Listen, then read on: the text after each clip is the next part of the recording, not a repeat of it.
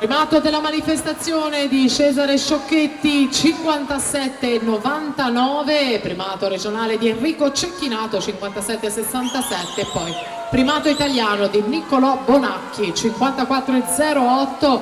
Intanto dalla corsia centrale Marco Taffarello ci prova, il passaggio veloce è il suo per il portacolori dell'Hydros 28,17, poi Santi 28,26, Coan 28,60. Coan è stato medagliato ai giovanili ma nella prova più lunga dei 400 misti e dunque è un atleta che fa un po' più fatica nelle distanze da 100 metri ma non si tira certo indietro. Santi in corsia 2, in corsia 4 Coan, Taffarello in 3, sono 3 allineati per la vittoria, forse Giovanni Coan 58,81, che crono per vincere questa gara davanti a Mattia Santi 59,24, poi Marco Taffarello 59,29. Questo è il piglio del campione che si